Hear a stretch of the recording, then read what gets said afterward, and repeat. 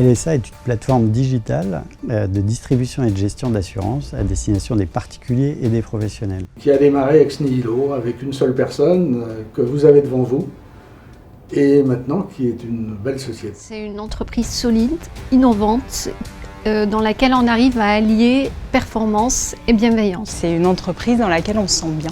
Le LSA Courtage, effectivement, c'est une entreprise qui donne sa chance. Ils font ce qu'ils disent et ils disent ce qu'ils font. C'est avant tout une communauté d'hommes et de femmes unis par des valeurs qui sont très importantes et inscrits dans une histoire. 50 ans, pour moi, c'est un plus. Ça montre qu'à la fois on est résilient, à la fois qu'on perdure et surtout qu'on sait s'adapter. C'est une expérience, un partage, un savoir-faire.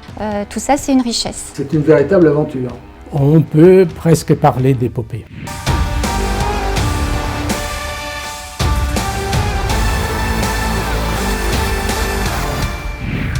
Ça a été créé en décembre 1970. Dans les années 70, l'informatique en cabinet de courtage n'existait pas.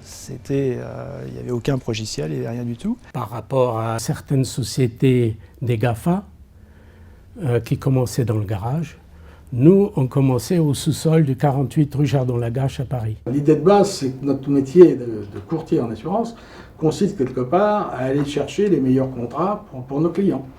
Donc, pour le faire d'une façon un peu rationnelle, on est obligé de créer un comparateur. On cherchait la meilleure compagnie pour les assurer. On était quand même un petit peu encore dans la conquête de l'Ouest. Le Minitel est arrivé. On s'est dit, on va externaliser ce qu'on fait. C'était un plus parce que ça n'existait pas ailleurs à cette époque-là. On a eu un beau succès d'estime. On a été les seuls assureurs sur le Minitel.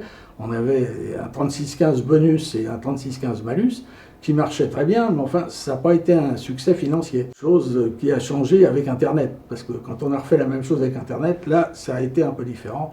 Le succès était total et financier et d'estime. LSA Courtage a très tôt adopté la distribution directe à destination des consommateurs, d'abord au téléphone, et puis très vite, dès le milieu des années 90, sur Internet. Et ce faisant, nous avons été très en avance sur le secteur de l'assurance, et nous œuvrons tous les jours, nous investissons tous les jours pour garder cette avance, notamment en intégrant les dernières innovations technologiques disponibles. LSA est très fort en fait sur tout ce qui est digital, donc avec des parcours clients simples et intuitifs. Le savoir-faire de LSA, c'est tout d'abord une très grande rigueur technique. On partage les résultats avec LSA et on sait qu'on peut s'appuyer sur un partenaire extrêmement fiable de ce point de vue-là.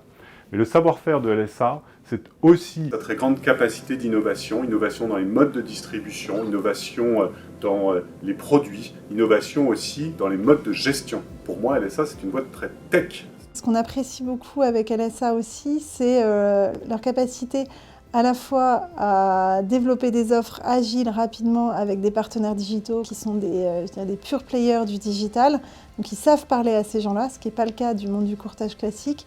Et pour autant, c'est des vrais experts de l'assurance. On développe des partenariats avec Blablacar, par exemple, avec Uber. Et donc ça, c'est des nouveaux usages, c'est des nouvelles typologies de clients à qui il faut proposer des solutions et là-dessus, on est en pointe. Aujourd'hui, moi, j'ai vraiment le sentiment de travailler avec une insurtech quand je travaille avec LSA. Je trouve que ça résume bien en fait ce qu'est en train de vivre le monde de l'assurance, avec une transformation profonde et la digitalisation qui nous oblige tous à revoir nos modes de distribution. Je pense que LSA, dans tous ses développements informatiques, a conquis une place tout à fait à part et qui le distingue des autres. LSA est une entreprise qui connaît une croissance significative depuis de nombreuses années, supérieure à 10%. C'est une success story, objectivement.